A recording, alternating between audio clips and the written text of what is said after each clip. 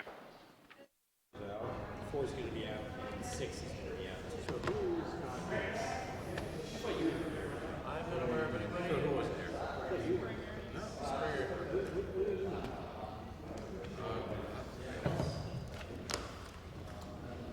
I haven't looked at Blake's Tower. I don't know if it's 20th September. I don't know if that's up.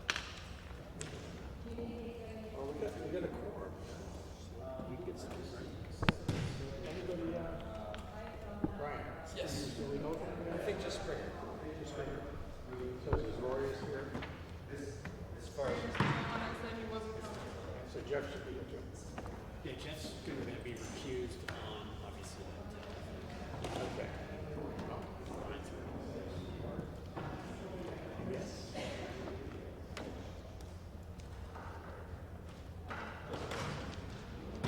Yes, we will get started. Is this first? No, it's not first. This is the project. Yeah, this is the project. Even though this is the first. But it's that, you know, the thing gives me brain fog because it's the film-based code, and where we have some things we review and some things we don't. Did you read the approval by, did you, the design advisory board? You did. The wording of it, I mean, it was like, I kind of ignored it. it just, it's not really English. I'm curious, I mean, if we get a lot of weird I don't. I think Aaron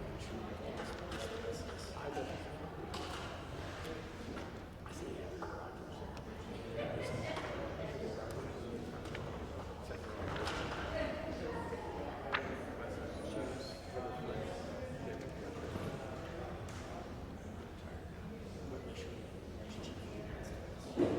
No, she's just,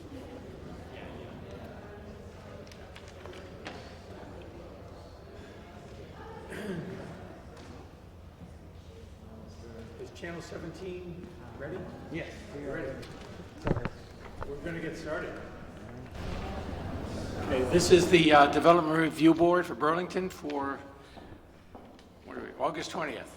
So I would say that we take up items in the order they are on the agenda. And when we call each item, we ask the applicant to come up to the table. And please use the microphone. It's hard to hear in here, and the microphones are part of our documentary, official record of these hearings. There's a clipboard on the table there. We ask anybody who's an applicant or anybody who's participating or interested in participating to sign the clipboard at some point during the hearing. And we take testimony on oath, so each time we call an item that's under public hearing, we swear in anybody who wants to participate in that particular item. So, saying all that, the first item is our agenda, and we have a couple of changes to the agenda. 221, 223 St. Paul Street is deferred to October 1st. That's correct. We don't need to make a motion or anything on that, that's right. The message came to me from the city attorney's office. Okay. Is anybody here for 221, 223 St. Paul Street? Okay. We also have, 110 Riverside also has a request for deferral to September 17th. Is anybody here for 110 Riverside? So that's going to be, We've had a subsequent request to bump that to the second meeting in October, so pending agreement by all the attorneys involved. It will On be October. 110? 110 Riverside, October 15th. are they, there's issues they're trying to address? Is that what's happening? Waiting for a traffic study. Waiting for traffic study. So that's going to be deferred until the second meeting in October. Do we need to move for that one? That's listed as a request. Do we need to move for that? You haven't opened it yet. There was a request to defer it the first time it showed up on the agenda. So it has not yet been opened. We also have 37 Village Green. That was on our item. That is also, is that withdrawn? No, they just requested deferral to September 17th, I believe it was. Is there anybody here for 37 Village Green? Okay. That's deferred. That's deferred, and we have one other item, 68 Gazo Avenue, and that is withdrawn. The That's applicant- the idea. They didn't request withdrawal. They just said they're not purchasing, so we're getting a withdrawal request from them. So if they haven't withdrawn it yet, let's defer it to give them the opportunity to withdraw it. The email that we received says, please remove us from the Development Review Board schedule. We had to terminate the purchase. I think that indicates it's withdrawn. Yeah, I think so. If they, they can pay the fee again and come back. So if anybody's here for 68 Gazo, that's also withdrawn. We still have a few other items left, so don't despair. Including when you're on. Okay, so then communications, we had communications which had to do with some of those withdrawals. We also have minutes in our packet from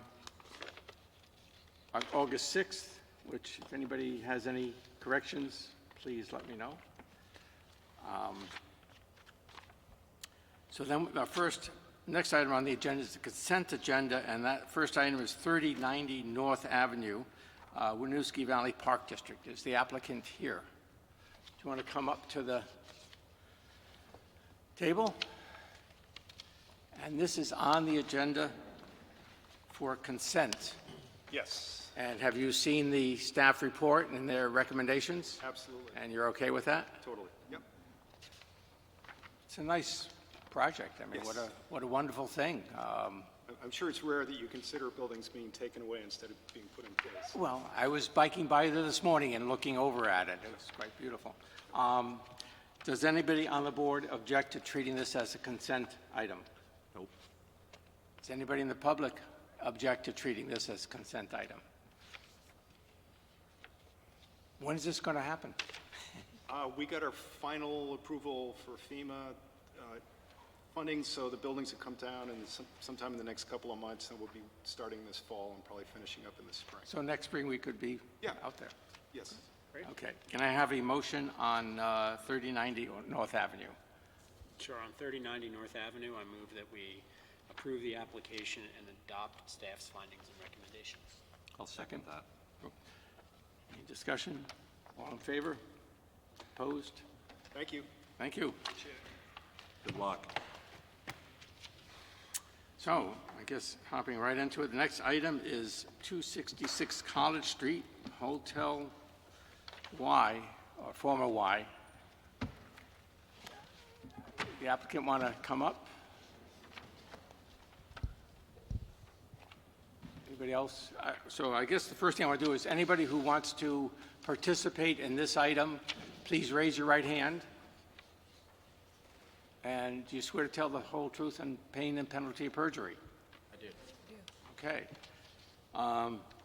Cleary, do you want to introduce yourself? And I will note, just for the public, this is something I think we are all learning about as we go through, that this is in the form-based code district.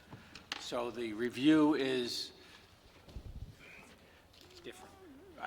different. It's orchestrated by certain restrictions. Part of it is mandated that if they follow certain prescriptive things, those parts are approval. There are other things that are more subjective to Development Review Board review. So we will try to follow those things as we go through it. Pardon? May I ask a question? Okay, why don't we wait until we get into it a little bit? No, and it's not about the project, it's about the schedule. So Sharon just mentioned this might be a big item. Yes. Schedule, do you have an estimated time where you're gonna get to other agenda items?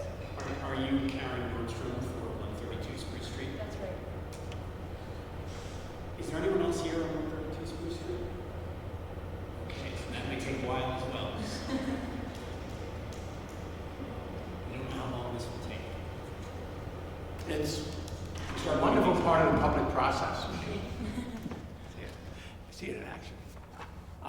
Anyways, Cleary, do you want to introduce yourself and take it away? Okay, thank you. I'm Cleary Buckley with Smith Buckley Architects. We have representatives from VHB, our civil engineer, and traffic consultants and historic preservation consultants. Unfortunately, our client, Scott Silver, hasn't made it here yet. I'm not quite sure where he is, but he may come through any minute, hopefully. We were here not too long ago for sketch plan review, so some of you at least have seen a preview of this project.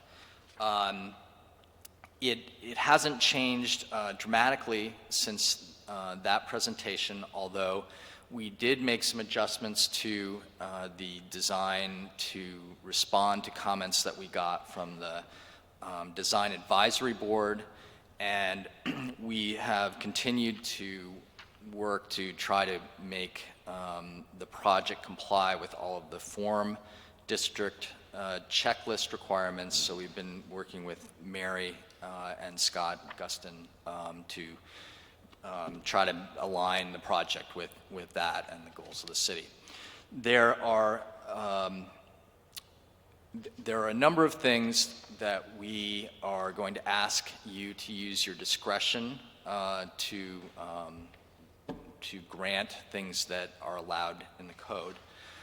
The first one is the height of the project. By right, we can build 4 stories and 45 feet in this district. There is language in the ordinance that then says the project can go up to 6 stories and 65 feet at the DRB's discretion. And then there's an additional 20% that you have discretion to grant. So we're asking for additional height, and one of the requirements for you to apply that discretion, this is Scott Silver, our client. My apologies. Can I just swear you in? Do you want to raise your right hand? Everybody else just want to. Do you swear to tell the truth and whole truth under pain and penalty of perjury? Yes, I do. Okay. Thank you. So one of the requirements for the DRB to use their discretion to give us additional height is that the DAB needs to recommend approval, and they did. I think before I get into some of the other things where we're going to ask you for your discretion, I'd like to turn it over to Scott for just a moment to introduce the project from the owner's perspective. Sure. So, thanks for allowing us here this evening. As most of you know from seeing the plan, we're looking to develop... You have to keep the microphone close to you. Sorry. We're looking to develop a 142-key Cambria hotel, which will be 6 stories. We'll have 5,000 square feet of meeting space, primarily on the 6th floor, 77 parking spaces, all underground. As you know, the requirement is just for 61, so we're somewhat overparked. We think it's an exciting development both for Burlington as well as, for the Y site. We think it's a great adaptive reuse of the historic building. And I think that Smith Buckley's done a superb job of not only keeping it within a viable scale, but at the same time preserving the 266 College, the 4-story historic building. Notwithstanding the fact that this is a for-profit development, this will have a very significant impact on the city of Burlington. And, based on our tax calculation, we will be contributing well over $1 million a year to both the city and the state in the way of additional revenue, as it is a non-tax-paying, parcel today.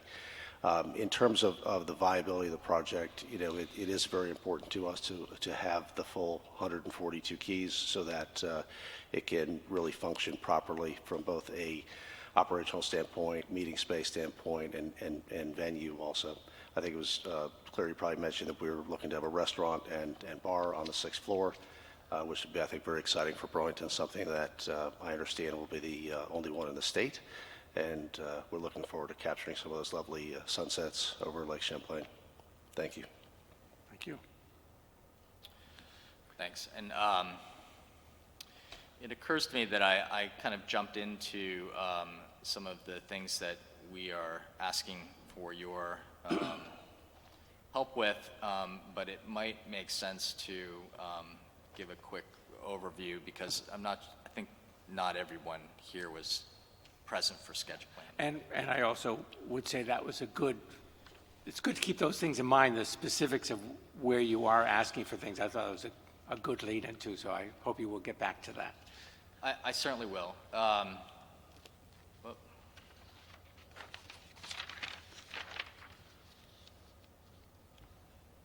So you can see this is the ground.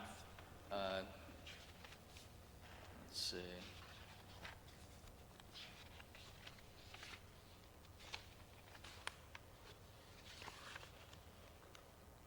This is the ground floor plan with College Street here, South Union at the bottom of the page, and north is, to the right is to the actual south in this room. The plan is to have the vehicle drop-off on College Street, and then have the main entrance right at the corner of the existing historic Y building on the corner of South Union. And so guests will enter a lobby, a reception. There will be some food and beverage service available within this space. There's an outdoor dining patio on South Union on the east, and then we're also proposing an outdoor dining patio on College Street, on the College Street side of the building. There are hotel rooms that wrap around the project at this level, and then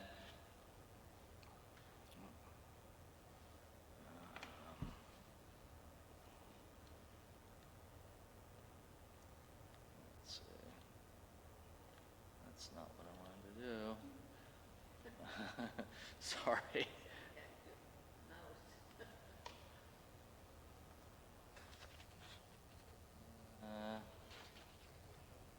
What's that? Well, I thought that's what I was doing.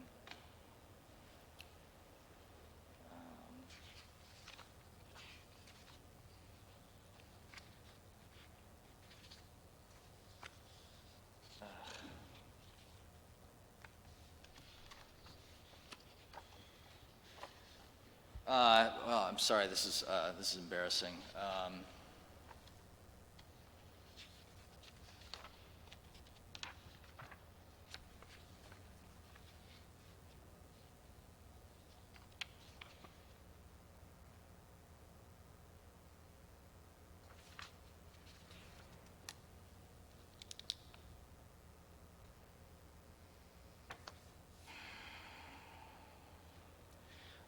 Well, okay, I'm gonna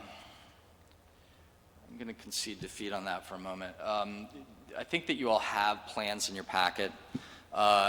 Great, can you get the exterior views up there too? What's that? Can you get the exterior views up on the, yeah, okay.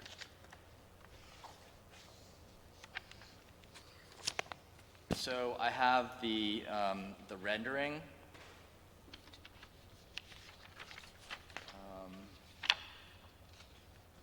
Well, these are all helpful if you walk through the project with these or renderings either way.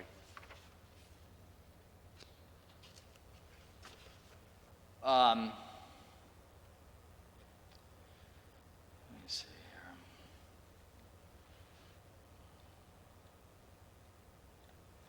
Man.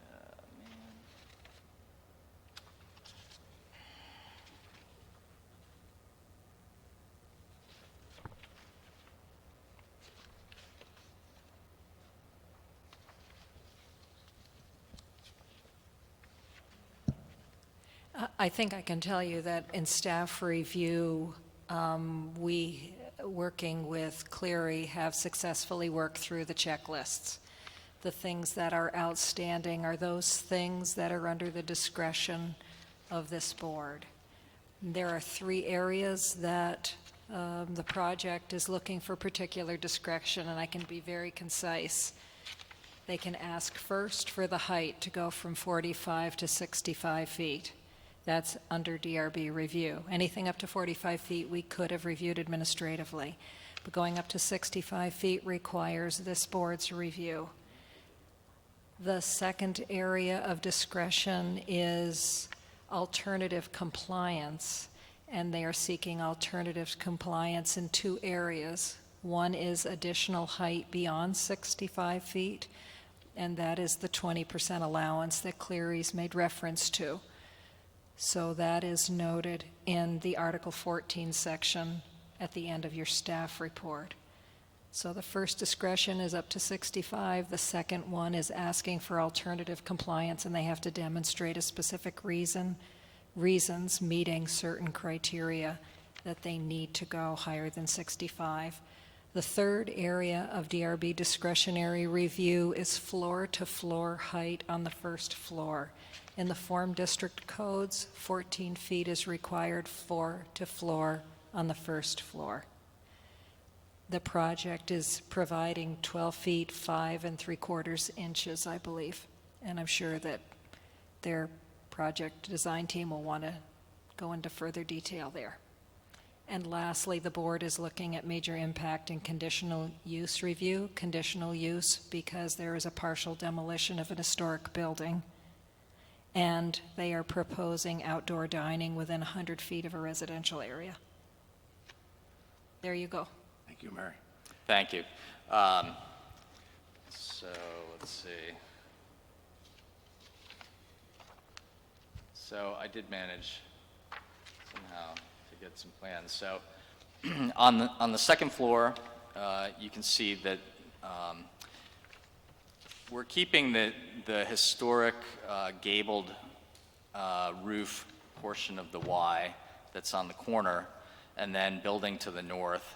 And so we have guest rooms that form a U shape as we go up. There will be a vegetated roof that's within this U that we're using to help control stormwater and also to give a view to the guest rooms when they're looking out. The floors going up are largely the same footprint.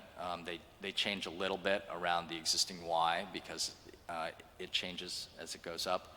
But the floor layout is largely consistent until you get to the 6th floor, where, as Scott mentioned, we're proposing to have a rooftop bar and restaurant and then a number of meeting rooms with some outdoor terrace areas that will look out over to the city to the west. And as Scott mentioned, we really don't have this kind of feature in the city, although they exist in a lot of other cities, are very popular, and we think this will be a real draw here and will provide a place that the whole community will enjoy.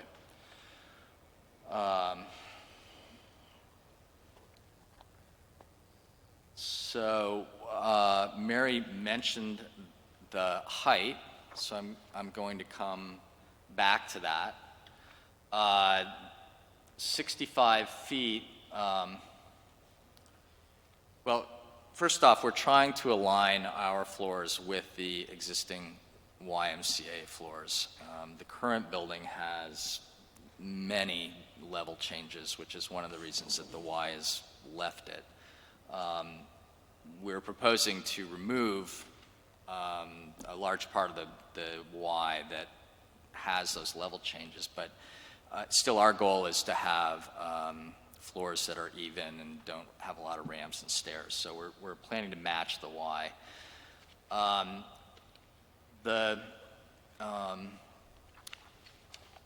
You can see here that 65 feet falls kind of in the middle of our 6th floor.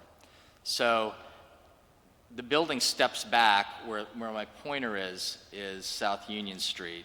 And so the building steps back as it goes west. And in order to have a reasonable height, ceiling height on the 6th floor, we feel that we need to go 4.5 feet, which is just under 7% higher than the 65 feet.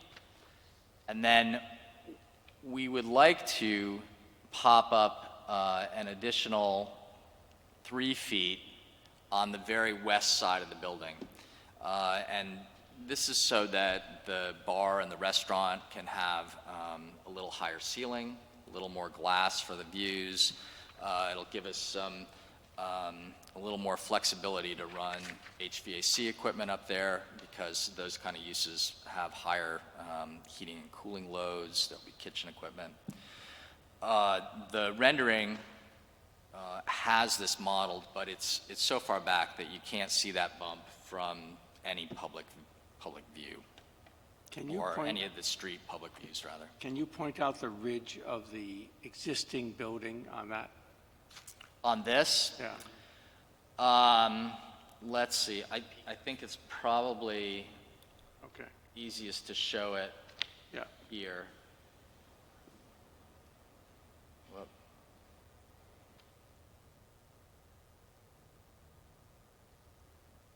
So can I ask a question about your floor plan? Can you go back to the front view? Excuse me? The front view, looking at it where you see the existing historic building? Yeah, that one. South facing west corner of the building, of the new constructed building. What are those? The west side. West, Oh, the west side? yeah, west side, right there. What's that corner? Those are rooms, individual rooms? They are rooms, and this is stepped back from the, And if I'm looking at Lane. floors, that would be the 5th floor? this is the 5th floor right here. All right.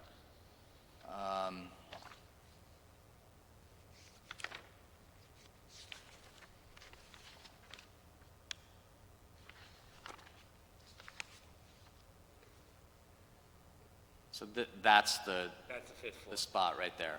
Okay.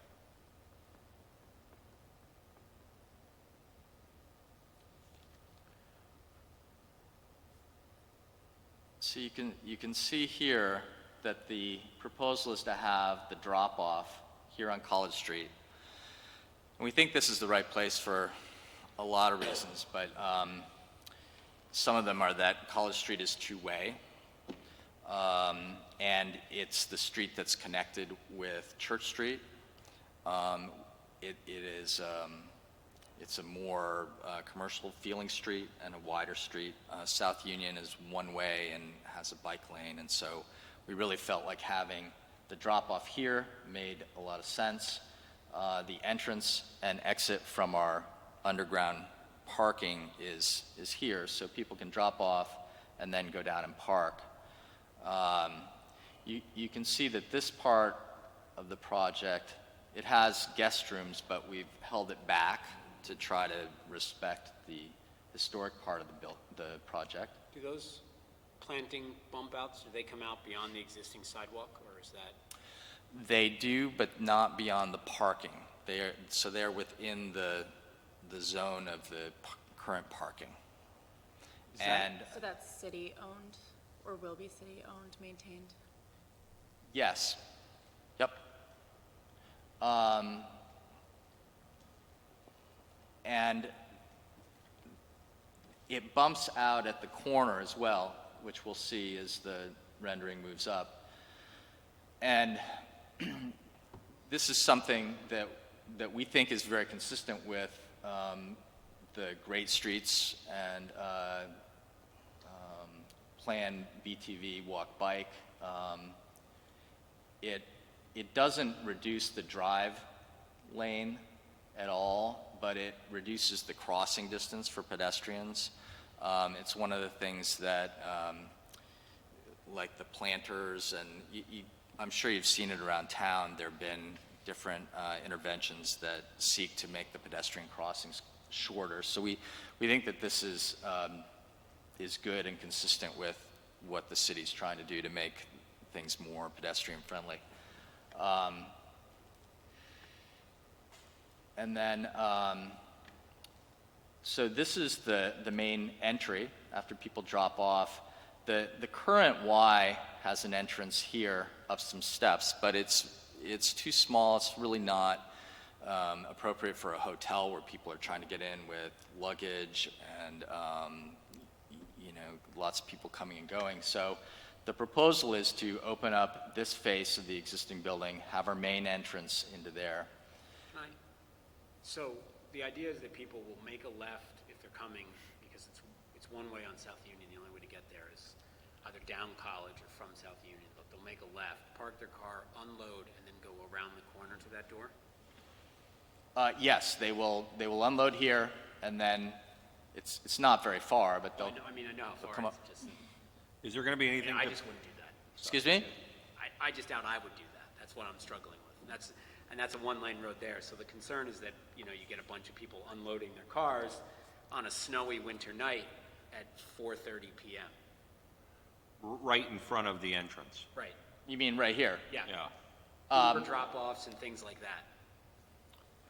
Well, I believe that it will be staffed, and I'm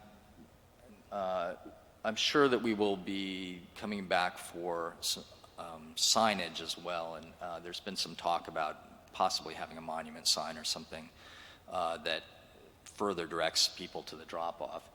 We're going to do everything we can to get them to make that left onto College, because otherwise they've got to go around a very long block to get back to the parking garage. So we want to be as visible as possible to. Is that also going to be the entrance to access the rooftop bar and restaurant? Yes, this will be the entrance for that, or one can come in the existing door to the Y. That'll remain active. And there are parking spaces beyond this planting area on South Union. Someone stopping here will be essentially stopping in the middle of the road. That's kind of the concern. I suppose that people do that sometimes Yeah. at the current Y situation, but it's uncommon that someone, I think, will block a whole street. Is there any reason not to flip it, not to have the cutout in front of that main door? It seems like the space is equivalent. I mean, if I'm... Can't get to the parking. Then we've got them having to go around the block to access the garage. It was, I mean, somebody raised the thing about, cabs or Uber. If somebody's coming there, it would be a lot easier for them to drop people off on Union Street, it seems, if they were not going to the garage. And I don't know if maybe that's trying to discourage people from going to Union Street because it is a residential street. I'm not sure if that's why that's being avoided.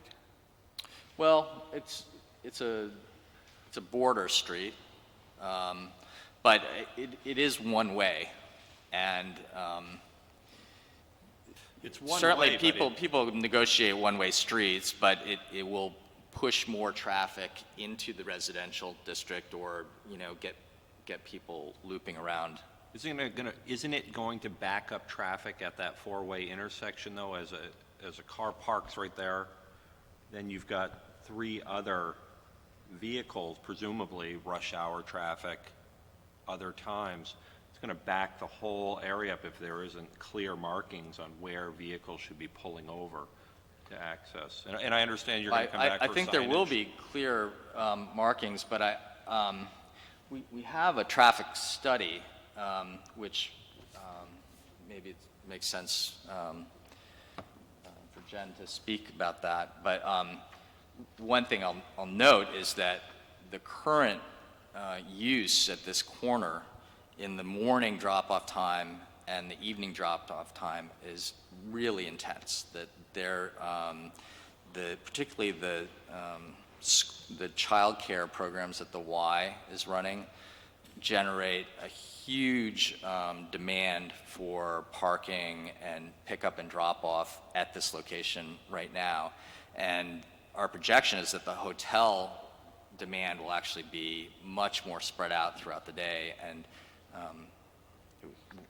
we think that there will be less traffic backup and less problem with that, with the use we're proposing. Do you have someone who did the traffic study? Yep.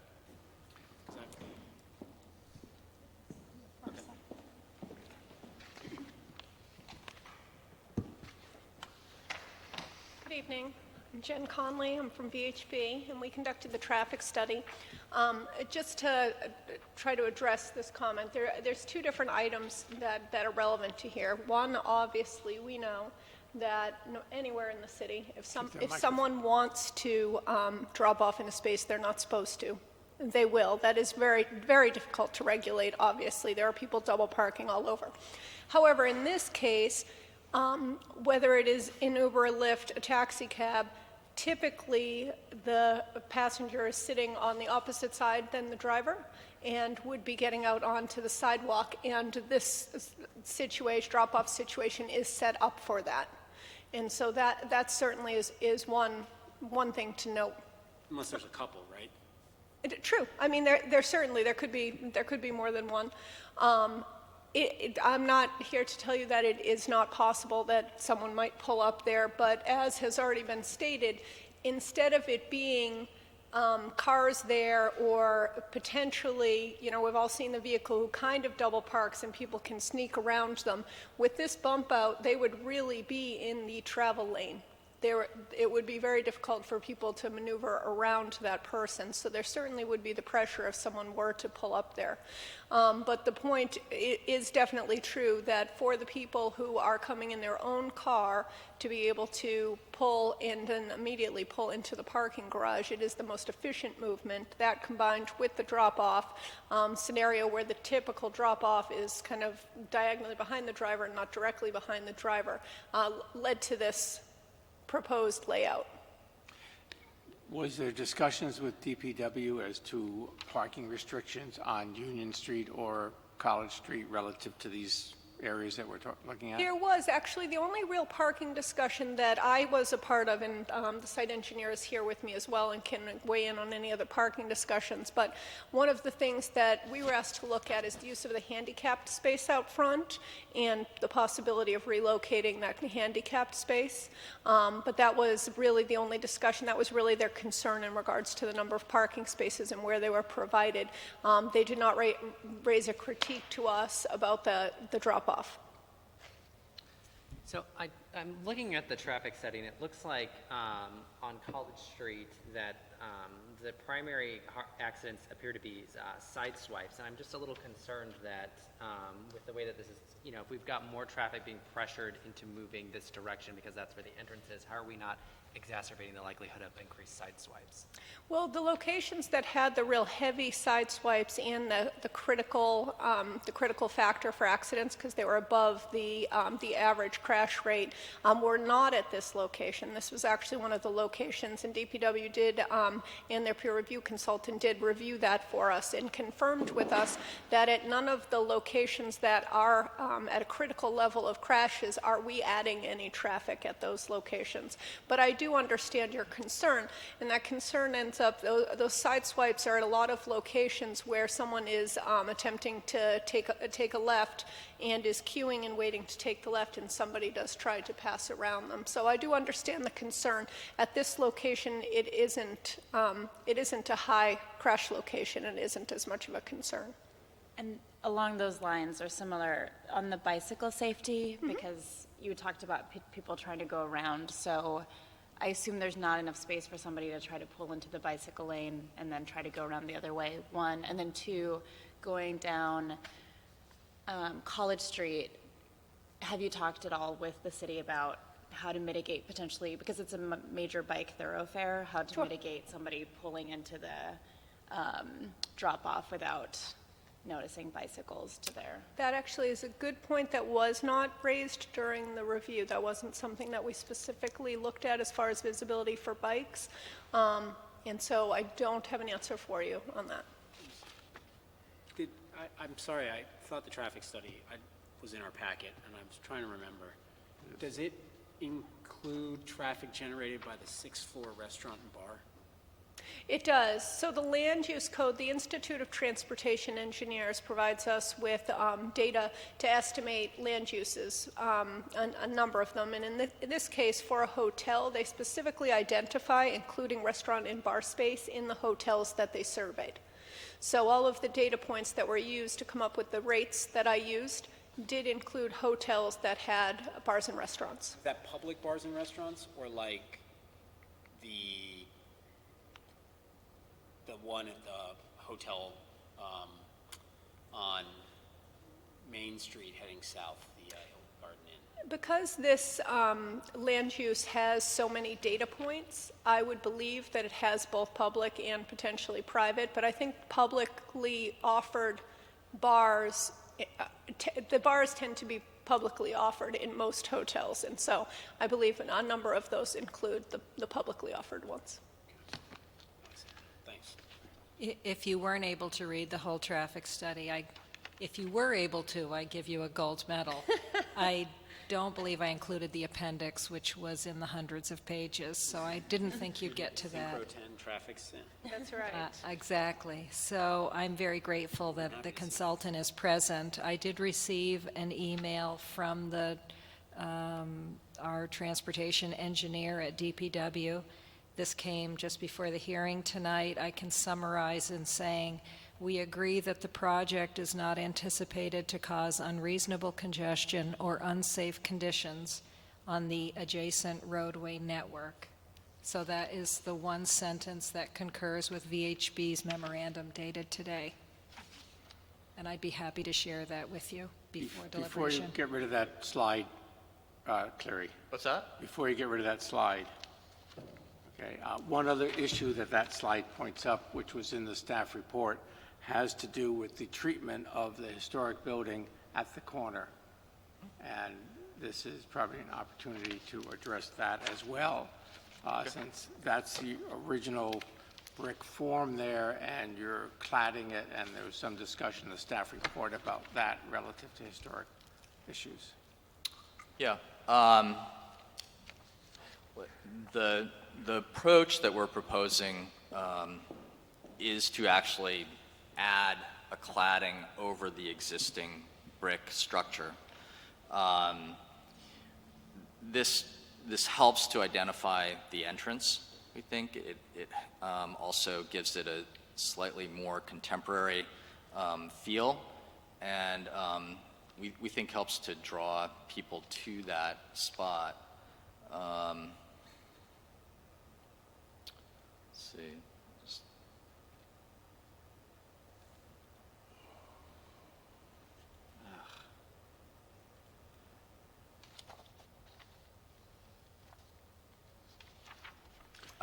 I'm trying to open up some photos of the existing Y. Though it's a nice old building, the way that it interacts with the street is not very engaging, and we don't think is very consistent with the goals of the form-based code and Plan BTV. It is generally the windows are high, and it's fairly opaque, and there's not a lot of interaction. And Well, looking at the corner, so I'm getting Yeah. getting to the corner. The reason that I talk about that is that the experience from College Street, which is really kind of the main connector to the center of the city, is along a building that currently does not engage with the street. Even though there's a wide sidewalk, it doesn't draw you in. And so we feel like having some kind of more contemporary and different treatment at that corner is important to signal to people that this is where the entrance is, and that that's an important place to go to. We think that wrapping this existing structure and leaving the brick inside is a sensitive approach, although we are making a large new opening in it, so that's changing it. But you could argue that it's reversible. You could take the cladding off at a later point. And from, I guess not if you're under the canopy, but from a distance, you can still read the form very clearly, and you can see the brick and the window and the slate roof and the cornice above the canopy. I guess just to my eye, it's even though I think Mary may cringe at this. I mean, to me, leaving a little bit of that brick and cladding the bottom, it's like you cut it off at the knees, and it's sort of a silly element at this point. But it's a historic part of the building, and not to have it come down to the ground somehow. You've got the canopy there. It seems to me there's other ways where you could at least expose some of the brick below the canopy to see that brick above terminate somewhere instead of floating up in the air. The intent was that you would see that as you moved in through the lobby on the interior. I understand that This Mary is part doesn't- of the nature of the historic nature of the building. You're tearing down the middle section on Union Street, which was part of the original building, and I think, I don't think anybody's really giving an argument on that piece of it. This was one part of the original building that there is some concern whether it's being dealt with appropriately given the historic nature of the building, and that this particular solution doesn't seem as sensitive as it could be to the nature of this element. And I agree, you're trying to make it the entrance, get a canopy. Maybe there's other things that you could do. It just seems maybe this isn't exactly the right solution. Okay. I can tell you that we looked at a lot of different approaches to trying to work with this. And maybe we didn't find the best one, but this seemed like the one that had the lightest touch to the existing form, allowed it to read, with still giving us an appropriately prominent entrance. I don't want to beat it to death. I mean, it's something we can talk about here and Okay. see where we end up with it. Mary, I have a question for you. Were you in the Design Advisory Board meeting? For the South Union facade, was there discussion around that? Do you remember? Or I read the minutes, but they weren't very inclusive. Which part of the facade? The South Union and the height of the building on the South Union. For new construction? There was. If you read their motion, they did support discretionary review of additional height. That's quite evolved language that they have there. It's for the... Our obligation is only to record the motion and the decision. They are an advisory board. And I'm sure the motion is designed to relate to the form-based code, which is what they're obligated. Where the form-based code applies. Yeah. For the particular entrance on the corner, and I too do not want to beat this, but this is not what Mary wants, it's what the standards are. And the form-based code specifically says, if properties are listed as historic, and I'm looking at section 4.6.5, then the standards relative to review of historic buildings and sites applies. And that there should be no understanding that following the guidelines of the form code should damage the integrity of an historic building. I've paraphrased that. Oh, So it bumps directly to 548, and 548 says, don't goober up historic buildings. You have historic materials, and if there is an opportunity to change that, then that has to reserve attentive examination. And I would agree that that's goobered up the way it is at the moment. But Can I ask what's being attached to this? I don't think the Design Advisory Board took exception with it. yeah, okay. Can I ask what's being attached to the front of the building? At the corner? No. there's Over like the a- outside seating area. Yeah, over the outside seating area. This part here? And facing College Street. Or here, let's see. Whoa.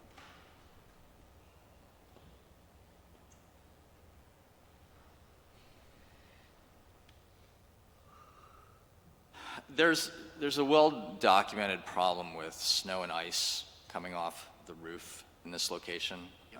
A lot of the winter, the sidewalk is roped off so that people aren't getting hit. So we're proposing to add a canopy off the south side of the building that will take care of that problem. And then we are proposing to add a patio along the south side that, again, is a move that's intended to help this building engage with the street, provide a more active streetscape, and we think that this is really consistent and supportive of the goals of the form-based code. There's language in there that we interpret anyway as really actively trying to promote buildings and streetscapes that are porous and that create more activity and more life along the street. I guess I want to make sure that the board has asked the questions they want. I know there's a lot of public that has maybe questions too. And I don't know, there's more of a presentation that you want to get through. So I'd like to, if, you know, the issues that Mary raised at the outset, which had to do with the historic nature, the height,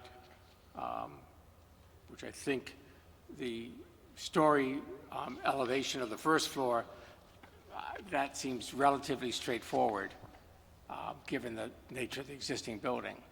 The overall 20% issue on top, you're making an argument there for the view and the nature of the building, I believe. That's what you're saying.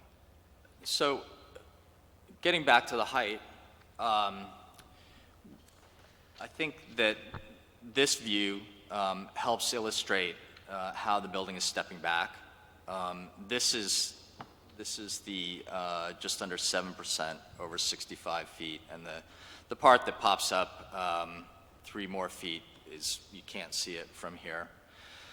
One other thing that Brian just reminded me of that I forgot to mention is that on the 6th floor, we have actually created a well in which we have placed the cooling tower for the hotel, so that it is actually sitting on the 6th floor rather than sitting on the roof.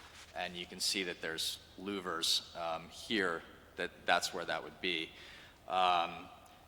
Mechanical equipment is not counted within that height limit, but we felt like this was a responsible thing to do, given that we're asking for more height, was to not ask for it and then stick a cooling tower on top. So that's something that we have done to try to mitigate the height. At sketch plan, you asked us for views from South Union Street. And so here's one looking through the City Market entrance, the vehicular entrance. You can see the building back there. And then you also asked us for an image that shows how the building relates to the church. The church steeple, do you know? Excuse me? Do you know how tall the church steeple is? I do not.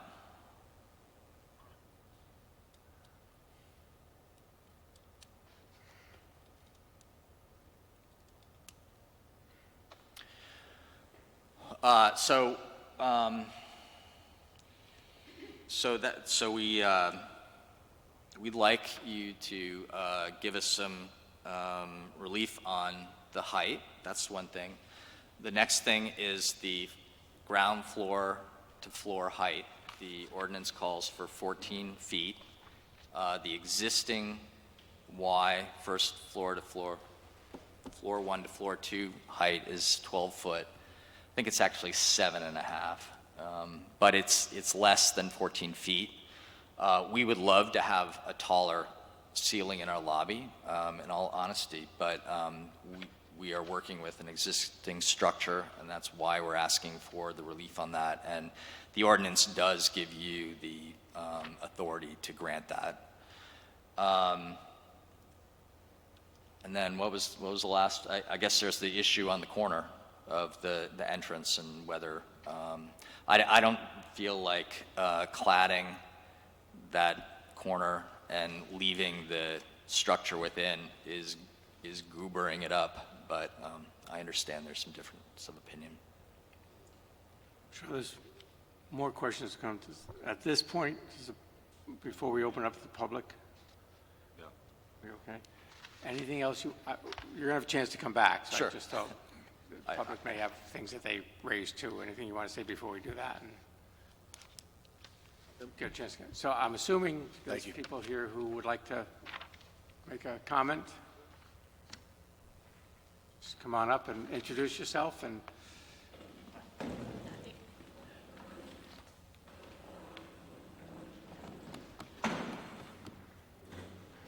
I'm Andrea Rogers, and I'm here on behalf of College Street Church. I'm a trustee of the church.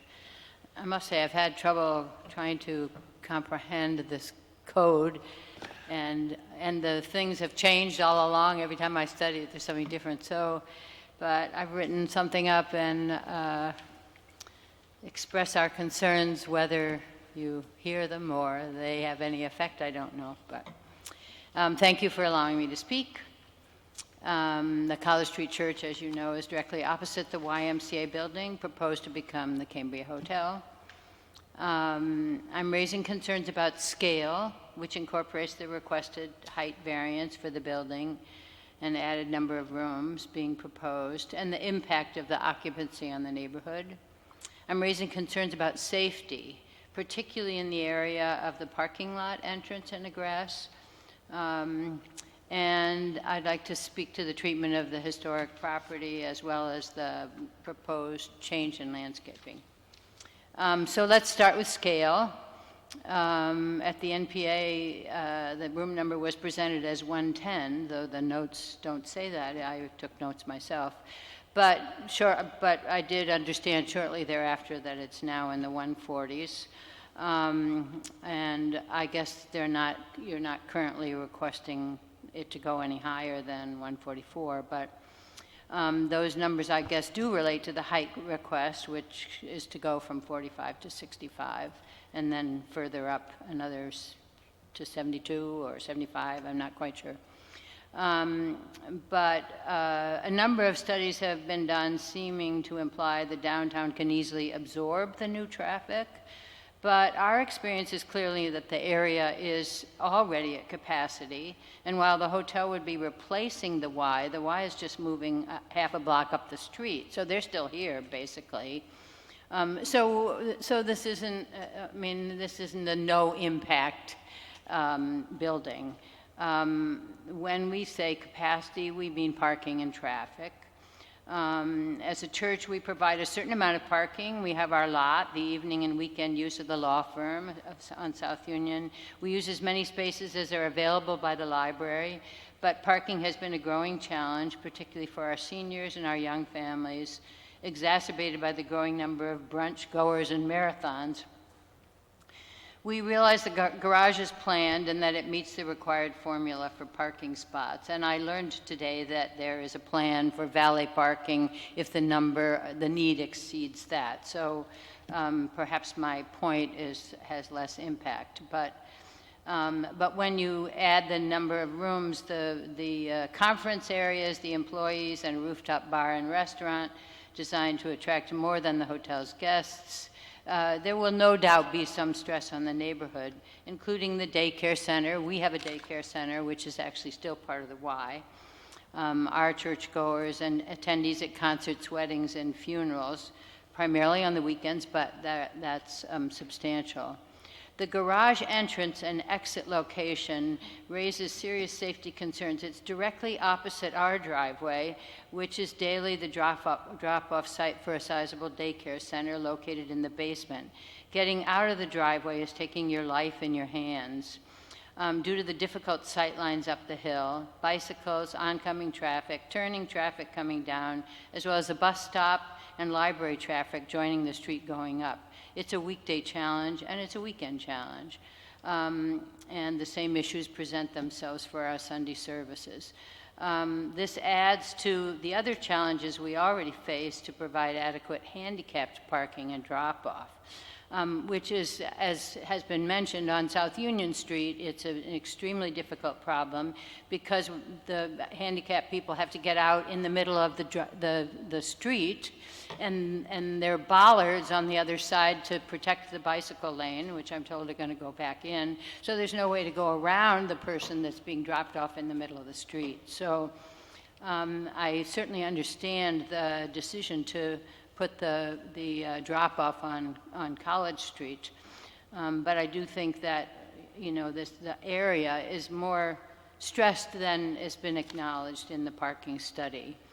Just a minute, I'm trying to find my place on here, but in trying to study the issues, we're particularly concerned about, or have an added concern about the bump outs, which look beautiful, but they actually, they've got landscaping on them, and they come out to, you know, through what's currently the parking space, and consequently anyone coming out of the driveway will have to drive into the street in order to see what's coming down from up above. So I'm concerned about those bump outs that have, you know, they look great, but, and I know they're part of the great streets or whatever it is we're having, but I think that they also create some problems, and I think they'll create problems on the corner as well, you know, in terms of people turning, bicycles, et cetera.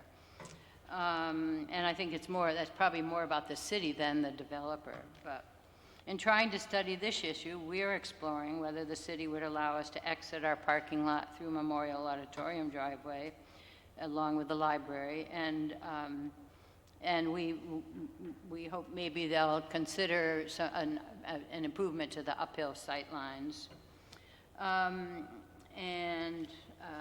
We're working with people already on this, but we still want to raise a concern about, particularly about safety on College Street. As an historic property in the historic district, we're sensitive to the overwhelming scale proposed for the hotel building. With all due respect, it feels like a behemoth. The rooftop restaurant overwhelms the historic face of the Y with its roof and gables, and the South Union Street view is overpowering. We, a modest but vibrant church community, raised a considerable amount of money after a recent fire in order to restore our beautiful steeple and its bell and clock, because of its significance, not just to us, but also to the community. So we care about the historic facade and feel nervous about the scale of what's behind it. Let's see. In addition, I understand that the current trees, which aren't elms, but nonetheless they're sizable trees, are being taken out, and then there's some new landscaping and some bushes that are in pots around on the terrace. But, you know, it was originally a plan of the city to have trees opposite each other and have a kind of archway or canopy coming into the downtown, and it softens the urban environment. And as I understand it, at least from everything that I read, all the documents, that the landscaping issues haven't yet been addressed by the arborist. So I just feel like we shouldn't necessarily allow you know, a kind of wipeout of trees across the facade, and that should be considered. So in closing, I hope the Development Review Board will give our concerns some consideration as you conduct your review. We appreciate the developer, and we appreciate the effort they've made to contribute to Burlington. We wish to be good neighbors, but we want to be heard about before the decisions are final. Thank you. Can I ask you a question before you go? Sure. Do you know how high your steeple is? I don't, no. Thought you might. But you can kind of see it on that. I mean, it is high, but yeah, it's not like we you know, have tours going up to the top, looking out over it. But You'd rebuild it. But we did rebuild it, and we have Tiffany windows. I mean, you know, it's an important site. But you know, I know they're trying hard. The developers are trying hard too, but it's still, you know, it's a huge project for us to envision. So we hope you'll think about that. Thank you. And I really am concerned. I mean, not only, my husband was in a wheelchair. I've had to drop him off in all kinds of places, and it's really, really tough. And then, you know, South Union, I mean, I believe there still needs to be some concern about even a taxi cab dropping people off there. I mean, it's a concern. I don't know, it'll have to be addressed in some way. Thanks. Thank you. Somebody else from the public?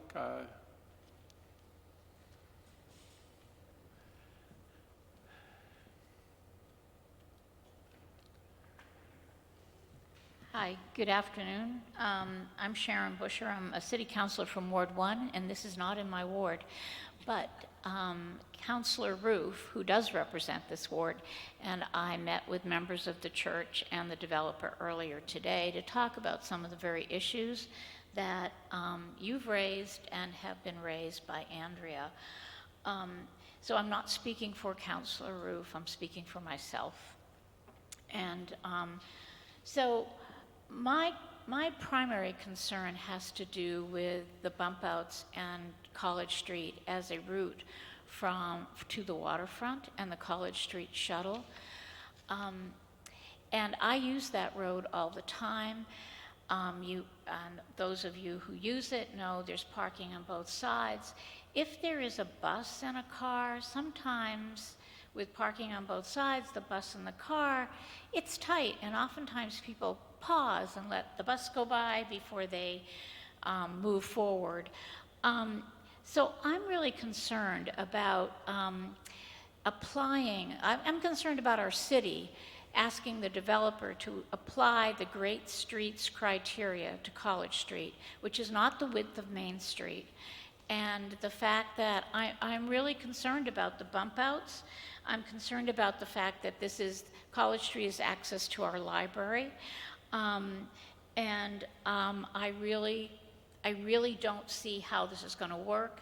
I was on the street today, looked at those pictures, and the bump outs really, they're not like parked cars, because when a parked car is not there, people can kind of navigate over there if they want to allow something wider to go by. You can't do that with a bump out. You can't do that. The other thing is I don't bike, and bikers probably don't feel like I advocate strongly enough for them, but I do. When there were some proposed bump outs on Colchester Avenue, Chase Street, Colchester Avenue, some of the real bikers said that when you have to navigate around a bump out, it forces the bike to move into a lane of traffic, potentially, in order to make that corner. So I'm really worried about what that does for bicyclists and traffic. I don't see how this works.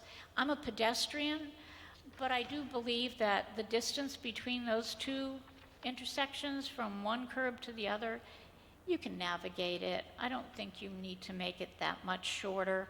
I'm sorry, I'm speaking for myself as a pedestrian and other people.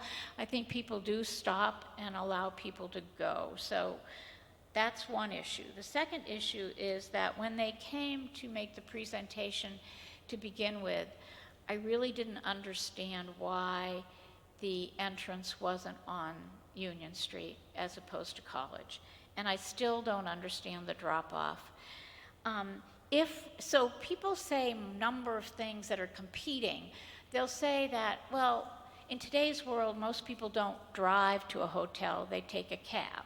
Well, if they take a cab, so I take mass transportation to Boston all the time because I have an eye condition. And so I take the megabus, I take a cab, and I go to a hotel, and I go to a doctor, and I do this every 4 weeks almost religiously. So I'm pretty savvy with where cabs drop you off. They drop you off right smack in front of the entrance. People are not going to, if it's inclement weather, want to walk around the corner in the rain. They're going to want to be dropped off right in front of the entrance. That's a fact, and that's how most hotels do it. And they have a canopy that protects you from the inclement weather, so the distance from the cab to the canopy is short. So I don't understand why. So if most people are going to come by cab or Uber or whatever, I don't understand why the drop-off isn't going to be on Union Street. I really don't. And if that sidewalk's so wide, you can make the bump out, or you can make the drop-off into that wide sidewalk so that you aren't putting people into the street. It's a one-way street. I didn't do a traffic study, but I would think there was probably far more traffic on College Street than Union Street. So if cars aren't really coming that often, and if you do bring a car, I also heard that most of the time you hand it off to have valet parking. So that could be on Union too, and the valet person could drive around the block. They're not going to be the client or the customer. So I'm still not satisfied with the orientation of the drop-off to where the entrance is, and I'm very concerned about how this impacts College Street. The church has stated their needs and their concerns, and the fact that with that bump out, I do agree that the car coming out of the parking area from the hotel will have to be right smack in College Street in order to see anything. So I think this needs, I support the project, I want it to go forward, I love so much about it, but the traffic and the drop-off points are my issue. Thank you. Thank you. Anybody else in the public have any comments?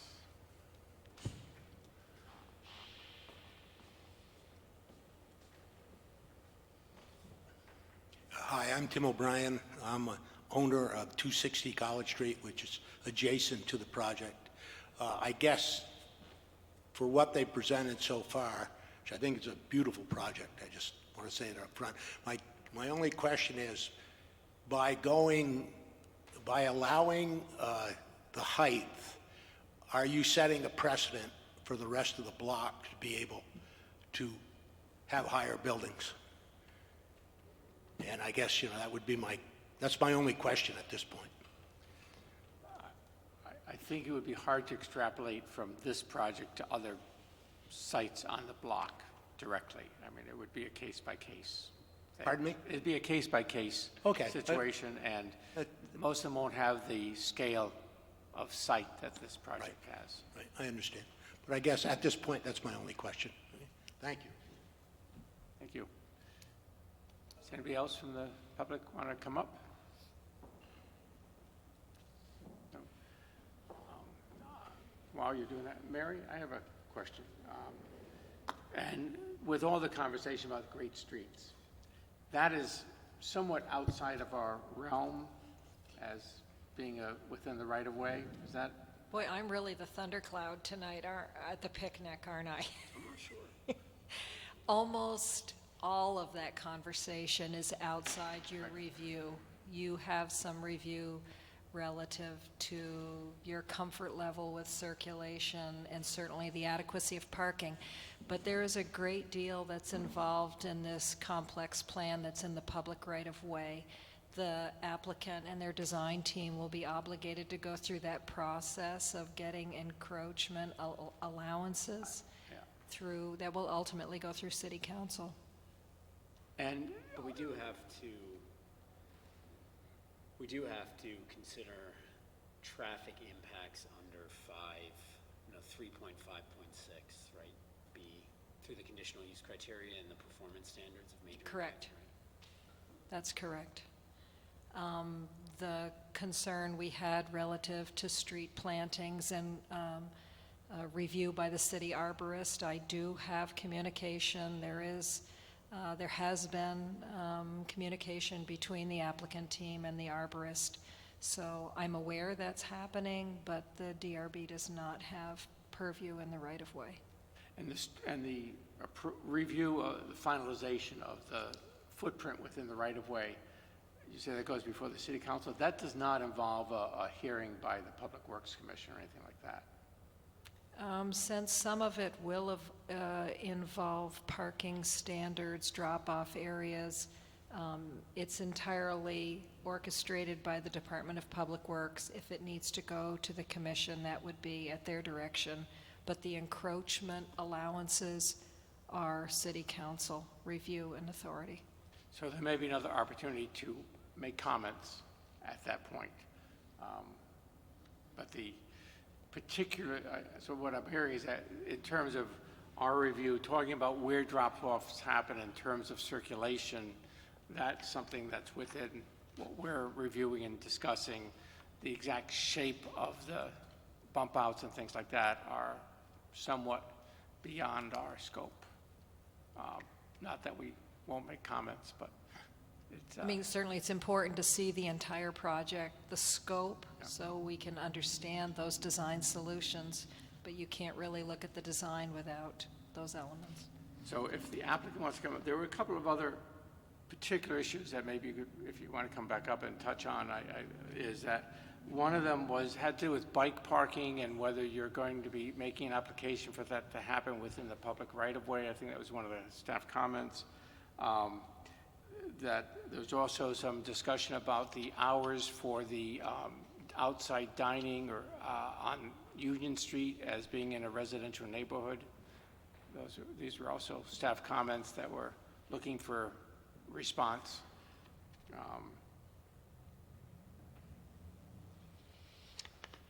And then any other follow-up you have.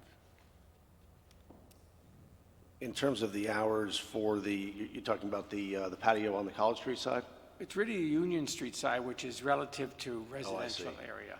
I think on both sides, they're going to be daytime use because the nighttime activities will really be on the rooftop. So there'll be coffee in the morning at that bar. There'll be light bites and beer in the afternoon.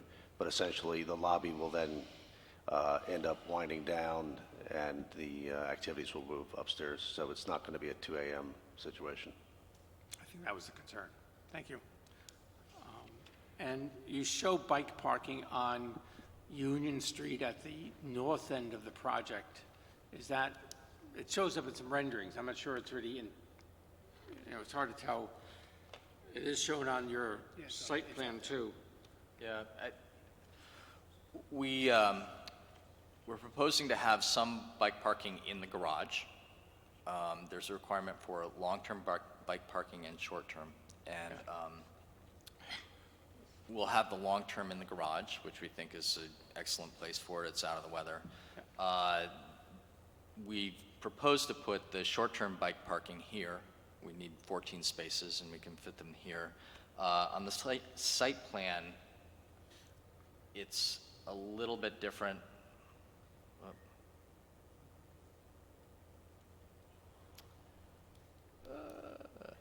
It's a little bit different than what's rendered here. We do have a stanchion where 2 bikes could fit right here as well. So we are planning to put bike parking at the street. Are there other questions for the applicant that the board has? I guess I have a question about since the Ward 1 and Ward 8 NPA meetings, the increase in rooms. Do you know what that is in reference to and where that came from? I think, with all due respect, I think the 110 number is an error. I believe we presented 144 rooms at that presentation. At no time did we... Doesn't matter, except that I took notes, so, but it doesn't matter. Yeah, we've never proposed that. It's never been a discussion. That might have been the number at which I could not do the project.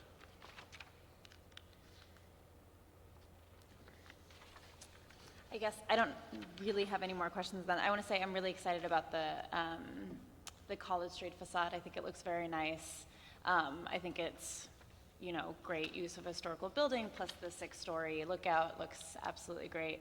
I think, so the max height so far doesn't bother me at all, with some of the concerns that, I forget the gentleman's name raised, but in terms of establishing kind of a new height for South Union, it does seem like, that facade is considerably taller than it was before. And I wondered if you'd considered any additional setbacks on the 5th floor or anything along those lines.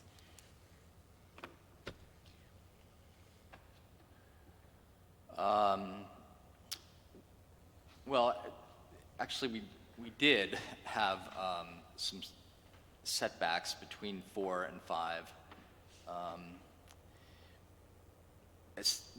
and we could make it work with the program. Aesthetically, we thought that it did not look as good, actually.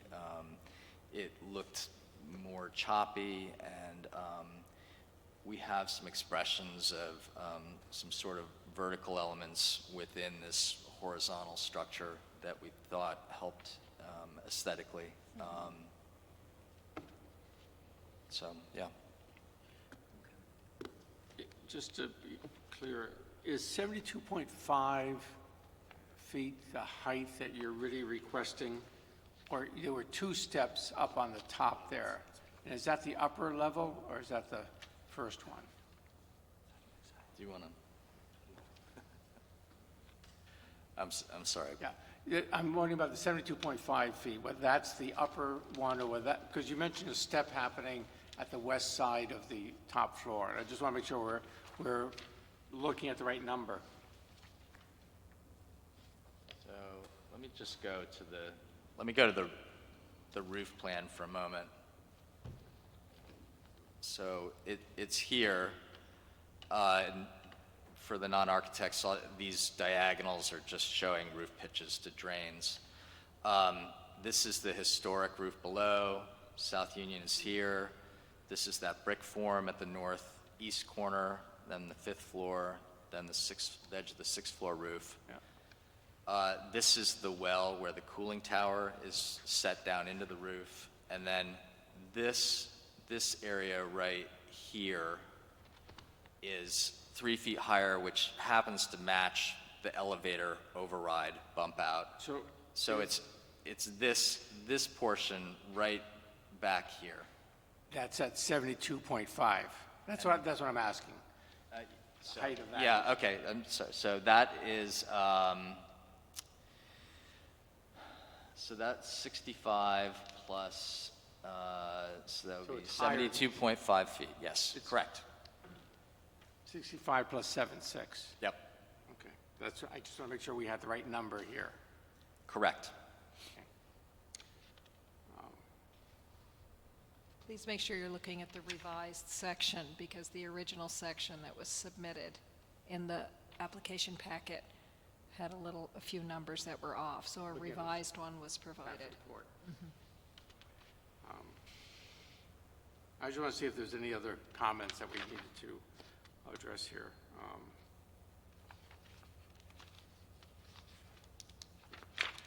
No. Okay. Unless there's anything else you want to add, or the board has any questions, we will close the public hearing. Can I take 1 second?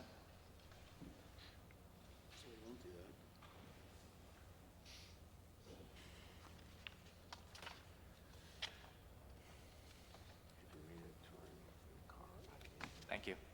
Thank you. That's it, okay. And we'll, at the end of the hearing, we'll figure out when we're deliberating on this and what the next step is. Okay. Thank you. Thank you. Thank you. Well, I'm seeing what's provided in your packet here relative to St. Paul Street, the deferral of the appeal. I think it may be wise to make a motion to acknowledge that deferral. 221, 223 St. Paul Street, deferred to October 1st. I move that we defer it to October 1st. Second on that? Seconded. Any discussion? All in favor? Perfect, thank you. Official. And the other ones we deferred, I would, if necessary, move them as well. We have one other item here, a very patient applicant for 132 Spruce Street. I know she's here. Do you want to come up? And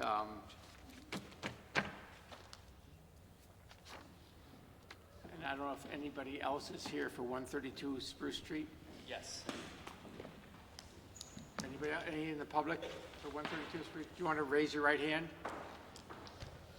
Raise your right hand, please. Keep it up. That's how it works. Thank you. You swear to tell the truth and whole truth under pain and penalty of perjury? Yes. Okay, thank you. If you want to introduce yourselves and present what you want to on the project. We have the drawings, we have the staff report. Excellent. Hello, and thank you. I'm Chris. I'm the principal of Lewis Creek Builders. Chris. Chris Swayze. Thank you. We're here to talk about an accessory dwelling unit for 132 Spruce Street to replace a garage that's been demolished by a tree in an unfortunate storm. And from there, I'll pass it over to Emily, who's done the design on this. We'll start there. Hi there. My name's Emily Morse. I'm the designer on the project. Originally, this project started out as just a simple replacement of the garage, but the homeowners realized, Microphone close. the potential they had in this additional accessory dwelling unit. So we decided to add a second story to the garage with a lower roof height than would initially be required to comply, kind of with the neighborhood feel of, small, intimate, historical buildings. So we have a 9-foot garage space on the first floor, followed by a 7-foot height second floor studio unit with a cathedral ceiling up to the roof. We pushed the building forward to comply with setbacks, and we're still, I believe, 9 feet below the required roof height, and added a few additional windows and decks to take advantage of the lake views on the west side. Very nice. This is being proposed as an ADU, not I want to ask this as staff. There was a reference in one of the emails about this ADU being used as a B&B. That's not before us right now. Correct, just an ADU. Just the structure. The structure, And the ADU is the Accessory dwelling main unit. objective here. Which is a different use than if it wanted to be used as a short-term Airbnb rental. Correct. And you're aware of that? Correct. It's being presented as an accessory dwelling unit and not being presented as a B&B of any kind. The primary purpose of the ADU is absolutely long-term rental or use by family members. Long-term rental being 6 months to a year. What the client chooses to do in the future, That's why we wanted to clarify that we're approving it for the AD, that if we were to approve it, it would be for the accessory dwelling use, which has a specific, normally I don't get told to talk into microphones. I just wanted to make sure that it was clear that this was being brought to us as an accessory dwelling unit and not as a short-term rental Airbnb. They are different things, and we've had some concerns about the differences before us, and just so that it's very clear what we're being asked to approve. Certainly. Thank you. Any other questions from the board of the applicant? It is a sweet little building. It's very nice. Thank you. Just for reference, you've got all these specifications attached. It's always confusing when it's all promotional material and you're trying to figure out what they're really saying. Lifespan solid select. So the exterior is a wood siding that's pressure treated in a particular kind of way with this brand of material. Yes, that's correct. That's right. It took a while to go through it and figure out what they're really saying it is. But it does look good. And I think there's other people in the public who have questions or concerns. So maybe you could take a seat for a minute and we will have other people come up and do what they have to say. Do you want to come up? And I know whoever wants to be first. And again, sign in the clipboard if you want to get any notification. Okay. And introduce yourself. My name is Laura Massell. I live at 35 Kingsland Terrace. It's directly behind this unit. I'm here because I received an email from the backside neighbors describing their interest in building a unit, a rental unit. In that email, and that might be what you're referring to, it was described to us as a variety of uses, including Airbnb. And so I have concerns. That's why we asked that question. Yep. I have concerns about this for several reasons, but I think I'll address those second. But because, well, I'll address them right now. I want to know what kind of protections we have as a neighbor to this sort of potential Airbnb nightmare, which isn't always the case at all. But if I understand, as with accessory apartments, by design, it's an owner-occupied situation, so the owner is in either one of those two units, the large or the smaller one. But I wonder what happens if the owners have an extended leave of any kind, whether it's a sabbatical or extended vacation or are gone, and there's an issue with, like, well, how does that work with accessory apartments? If you have to be in the unit at the same time where it's being rented, or can someone else occupy it? In other words, if you left, could someone? It's owner-occupied. I mean, if the owner takes a sabbatical, I don't think there's nothing preventing them to take an extended vacation. Technically, it's their address. I will say the other thing you asked about was bed and breakfast. The site requirements for an accessory dwelling unit and a bed and breakfast are relatively similar. And we have had instances where somebody comes back before us, and they do have to come back before us to apply for bed and breakfast, to turn an accessory dwelling unit into one. So then it doesn't happen without another hearing. But the requirements are relatively similar. Structurally. Yes, in terms of the parking, things like that. So it's, we're not approving it now. They're not asking for it. You know, what people do in the future, we can't say, but again, it would require another hearing. Okay. But still, is the concept of an accessory apartment that the owner needs to be in that unit at the time? Owner occupied. The owner has to be. Occupying one or two of those units? The larger, I think will be official. No, it could be either one. It could be the other way. Okay. Property has to be owner occupied. Okay, well, that's helpful. And then presumably, if the owner wasn't there, then it wouldn't be rented out. Is that what my understanding?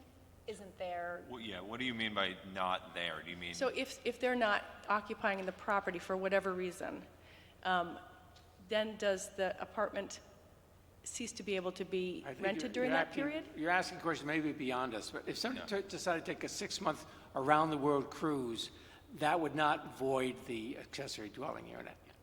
But they could not rent out the unit while they were on there. That's what I mean. That's what I mean. So I'm not. They couldn't rent out their unit. I think you're asking us questions based on hypotheticals. We have to confront what's in front of us. Yeah. Oh, I'm trying to I truly am trying to understand what are the obligations of deeding a piece of property into a second use. We could ask the city attorney if there's any substance to this. Since you're the here. City attorney is here. Since she's here. You might have to use a microphone. There's been another case in the past where there's a question where the owner lived in another part of the U.S. part of the year. And so I believe we put in the zoning ordinance, owner occupied means being there for 51% of the time. Tax standard. Thank you. Okay, that's helpful. Okay, so thank you for that piece of information. The second set of questions I have pertain to the historic neighborhood issue. I understand that even though it's a low density residential area, that accessory apartments such as these are permitted. I think when I looked at the design, I invite you to ask, like I did, how many historic buildings have decks that are propped by stilts. It doesn't seem like that's in the design norm for the neighborhood. It looks a little bit more like the New Jersey Shore. That's the thing that jumps out at me. I appreciated that the height doesn't exceed the limit, or doesn't. That's a good thing. I wondered if it could be slightly shorter, still have the same studio apartment, and not have what is unofficially a second living space, which is the loft. It's a 84 square foot place that's got railings in, so it's really a floor studio place with a set of stairs that move to what could easily be another bedroom, sleeping area. So one chance to potentially bring down the ceiling height that way. And then, those are the structural questions and design. I have another question pertaining to just how much green space, how much lawn space is being converted to hard space, whether it's gravel or not. And I couldn't do the math, I couldn't do all the calculations, but I understand that right now the lot coverage is at 23 and the limit is 35, so they're under with the proposed 32%. But I wasn't sure if that included things like the slab patio, which is 17 by 22, proposed to be, again, adjacent, or on our side, on the north side. That's a hard surface. The surface underneath the deck is another hard surface. The increased width of the driveway to accommodate the two cars side by side. It was a very narrow driveway originally. We're friends with the people who were there before, and it's a tiny little, 1920s size cars went up and down that driveway, and so clearly there had to be some expansion there. And I just didn't know if the calculations for the lot coverage included not just the structure, but also these supplementary hardscapes. Follow up on that in a minute. So. Thank you. So that's a question. The exterior lighting wasn't included here, and because of the deck feature, any lighting that comes off the deck would be high and would be a factor and potentially a concern for the backside neighbors. Likewise, any lighting that would come off the slab structure patio would be a concern as well, because that's behind the building, wouldn't affect the owners, but would affect the backside neighbors. So those are my three sort of mechanical, technical questions to address. And I think that is it. But I would say, just adding up all the hard spaces, that is the patio and under the deck, is equivalent to the size of the apartment. Brian, so there's a 10% bonus, is that? The overall calculation keeps everything on the site underneath the 35%, so they're not even utilizing that 10% bonus for the plans. So so I see the 32%, but have you included the driveway addition, under the deck scape, and the 17 by 20 slab? I would have. It's on the site plan as the proposed gravel driveway at 1,200 square feet, which presumably goes right up to the building, so it's going to be underneath that balcony at that point. Yeah, the back patio as well, I believe, is in there as well. So that's what was presented to me, and that's what the 32%. Yeah, I guess I would just, it's one thing to have an apartment building in the back, but to have a deck behind the apartment building, I would just ask for consideration to put a cement deck someplace else, whether it's in the west side by their yard, take advantage of that view. It is truthfully hard to tell somebody that they cannot use their yard. Yeah. And, right now, they have a lot of the yard that's open. Given the deck location, to put it on the side would make the yard probably less usable. I understand your concern, but it's not really within the realm of zoning to... Okay. I mostly asked for the technical equation of the math, and you've described that you've already included those, so thank you. And I think the lighting, we'll ask them about the lighting when they come back up, because that was not in the packet. It was. They submitted it after I presented posted the staff report. Okay. So they do have the spec sheet. It looks to be compliant as far as the. Okay. Thank you very much for your time, consideration. Thank you. And there somebody else who wanted to comment? No. Just the applicant, would you come back up? And we can,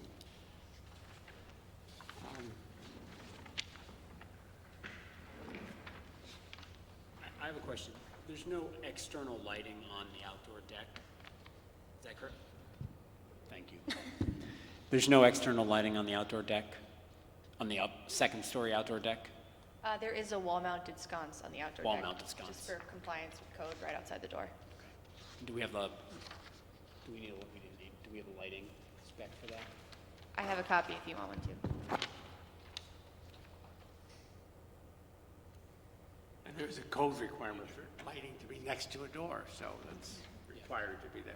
And that unit is dark sky compliant as well.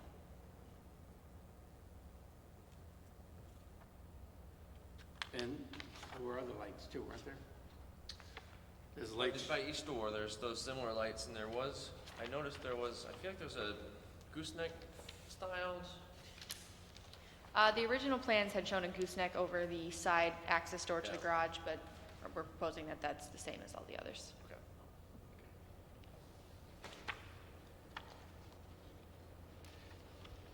Any other questions? I think we got the question, the lighting answered, the coverage answered,